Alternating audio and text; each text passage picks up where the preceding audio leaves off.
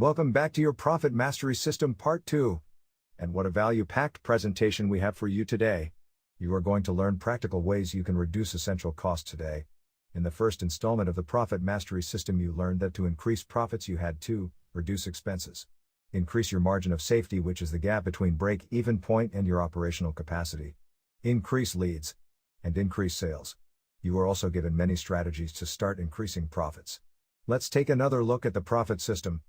More qualified and targeted leads plus a higher sales closing rate plus more sales plus less costs equals more profits. In the last presentation, we promised to show you the third dimension to help you increase your profits. So please take a look at the diagram again. Notice the light blue pipeline. This is repeat customers and referrals. Good service results in repeat customers and referrals. You probably know that it is cheaper for you to sell to existing customers than new customers. But what about referrals? Can you see the huge savings you are making here? You can lower your customer acquisition costs by keeping to high standards. By showing qualities like integrity, honesty, trust, respect, putting your clients first, and delivering a stellar service. We are going to look at practical ways you can reduce your customer acquisition cost as well as marketing strategies to increase your authority as a brand. Ask yourself, is it a no-brainer for your customers to do business with you? Is there a level of high trust? Do you have 5-star reviews? Do you offer affordable or high-value goods and services? Do you show professionalism, huge expertise, and proven results? Or are you fighting with the competition? If you are fighting with your competition, how can you differentiate your business? What is your one offer or innovation that is unique to your business? So let's look at each of these in turn. So how do you show high trust? This can be done by adding trust elements to your website. We are going to show you exactly what they are in the next slide. How do you get 5-star reviews? How do you show affordable or high value? How do you show professionalism? How do you show huge expertise? How do you show proven results? Each of these solutions will be covered in more depth. So let's move on. Trust elements include easy accessibility, contact information, email, telephone, social media links, customer service access, and you could even add a chatbot. Another way to increase trust is by uploading certificates to your site which prove expertise. Also by adding pricing information and other frequently asked questions. Case studies or portfolios show good results. For instance, if you were a logo designer, you would want to show all the logos you have created in your portfolio as examples of what you could offer. But if you were an interior designer, you might want to show a case study with before and after pictures. Think about how you are going to get 5-star reviews. One way is by asking your client, how did we do today? Is there anything else I can help you with? Make sure they know exactly where to give you a review. You get all of this information when you publish your Google My Business page online. So please, if you don't have a Google My Business page, this is a must. Make sure you have a support desk. We said it in the last presentation, and we will say it again. Support doesn't have to be expensive. We recommend supportsystem.com for startups. Think about your brand solution. Be customer-focused. Research their problems via survey or forums. You can also use Quora.com to find out what kind of help people need in your industry. Find out how you can solve their problems better than anyone else, and then offer your solution.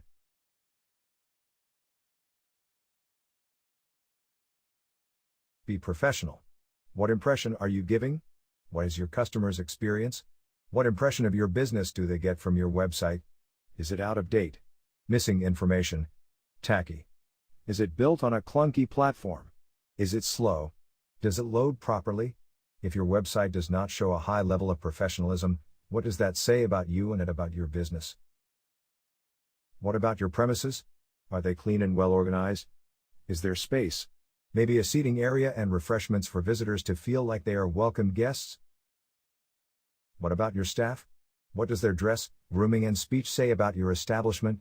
If this is an area for concern, perhaps you need to raise your standards. And finally, are your staff members given the best training to make visitors feel welcome? Ensure accuracy of data, ensure confidentiality, and ensure a high level of respect. Are your prospects and customers' questions answered satisfactorily by your staff? Are they mini experts in their own right? Do they know what to do when customer service issues arise? Do they know how to solve problems, or do they have the terrible attitude, "Sorry, not my department"? Think about it. and think of ways to solve any issues that have been raised today.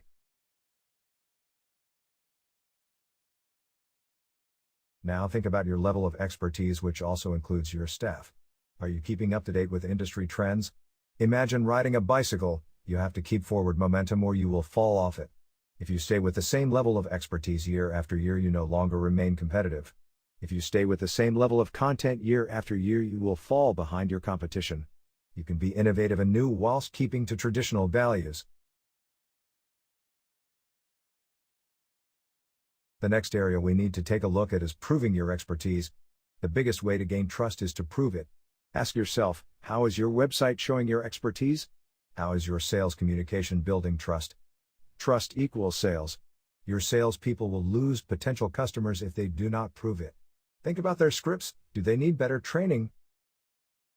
The more you can make it a no-brainer and the more you can reduce your competition means lower customer acquisition cost. In marketing terms, you need to manage your online reputation. Increase good reviews. Increase citations which provide valuable backlinks and ensure you manage what is said about your business. Ensure good customer service. If you do the above, people won't be put off by bad reviews or lack of information. If you do the above, you will also likely get referrals from happy customers, which equals no customer acquisition cost as these people are ready to buy now without any prompting. Another way you can reduce the competition is with SEO. When people look for your business online, they will type in a keyword, for example, dentist in Miami, Florida, or dentist near me.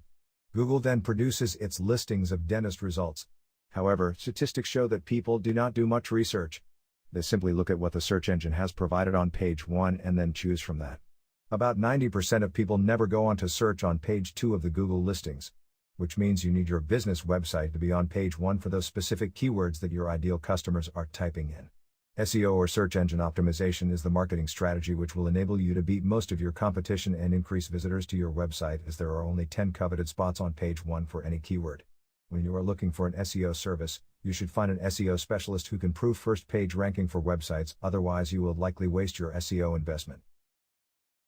Finally, I should mention that strategic positioning can help you differentiate your business.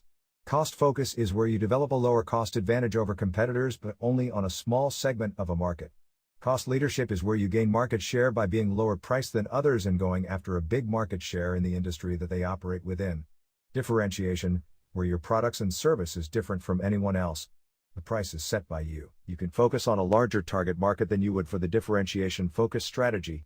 In differentiation focus, think of this as a niche product that is very different from anything else on the market and has a very loyal small group of customers as its customer base. Your homework.